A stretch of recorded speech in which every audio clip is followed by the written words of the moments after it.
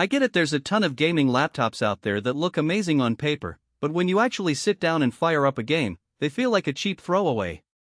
I've talked to a few people in the last couple of weeks who said they dropped a few $100s on a high-end model, only to discover the screen was too dim for night sessions and the fan would roar louder than a cheap desktop at 30% load.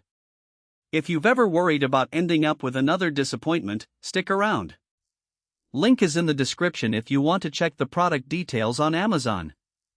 The HP OMEN 16 lands right in the middle of that conversation because it tries to balance raw power with a portable form factor, and that balance is where the real questions start.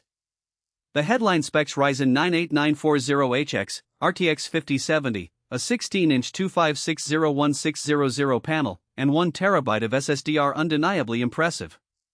Yet for a gamer who also wants to edit video, stream, or just use the laptop for a few hours in a coffee shop, the practical trade-offs become clearer once you dig a little deeper.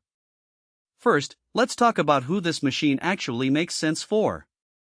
If you're a serious PC gamer who wants to run titles like Cyberpunk 2077 or Elden Ring at high settings with a smooth 144 FPS plus experience, the combination of the 8940HX and RTX 5070 gives you a lot of headroom. In real-world testing, that CPU can keep up with the latest ray tracing workloads without hitting thermal throttling for more than an hour, which means you can push a game beyond the usual 60 frames per second ceiling if you're okay with the occasional fan spike. The 240Hz display, despite being a 16:10 aspect ratio rather than the more common 16:9, actually feels a lot more fluid in fast shooters, because the 3 milliseconds response time reduces ghosting when you flick a mouse. For anyone who values competitive advantage and plans to game on the go, those characteristics are a tangible win. Now, who should consider walking past this laptop? If you're more of a casual gamer who mostly sticks to indie titles or older releases, you'll be paying for power you'll never unlock. The same goes for people who need a lightweight notebook for travel at 2.5 kilograms. The OMEN 16 isn't exactly a feather, and the chassis, while sturdy, is built around a fairly thick cooling system that adds both weight and thickness. The numeric keypad and full-size keyboard are great for productivity, but they add bulk you don't need if you're only typing emails and the occasional game. In other words, if you don't need every ounce of the RTX 5070's power, you'll likely find a slimmer, cheaper alternative that does the job. One of the practical strengths I noticed is the storage layout. The 1TB PCIe SSD is not only fast, it offers plenty of room for a sizable game library, plus space for video editing projects or large datasets if you dabble in creative work.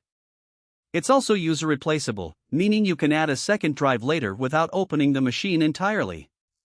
That kind of flexibility is rare in many premium gaming laptops that lock you into a single drive bay.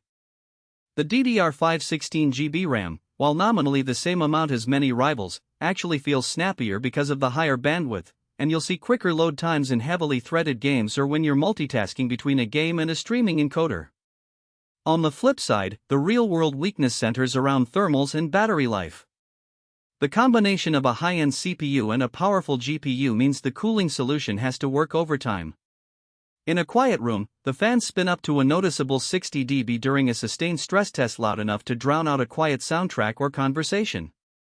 For most people, that's fine when you're wearing headphones, but if you ever want a game in a shared space or just watch a movie without headphones, the noise becomes a distraction. Battery life suffers for the same reason. With the display set to its native 240Hz mode, you'll see roughly 3 to 4 hours of gameplay before the charger clicks on. If you plan to use the laptop unplugged for long stretches, you'll have to dial the refresh rate down or accept shorter sessions. Another practical detail that trips up buyers is the port selection. There's a single USB-C 10 gigabits per second port, 2 regular USB-A ports, an HDMI 2.1 output, and the usual power brick. The lack of a second USB-C or a Thunderbolt port limits high-speed peripheral connections, especially if you want to run an external GPU or a fast external SSD for extra storage. The HDMI 2.1 does let you push a 4K monitor at 120Hz, which is great for a desktop setup, but you'll still need to manage the power draw if you hook up multiple peripherals. In practice, most gamers will end up using an external docking station or a USB-C hub to get the full range of connectivity they need, adding a modest extra cost. If you're also looking at the overall value, the price point aligns with what you'd expect for a machine that can handle both AAA gaming and content creation without a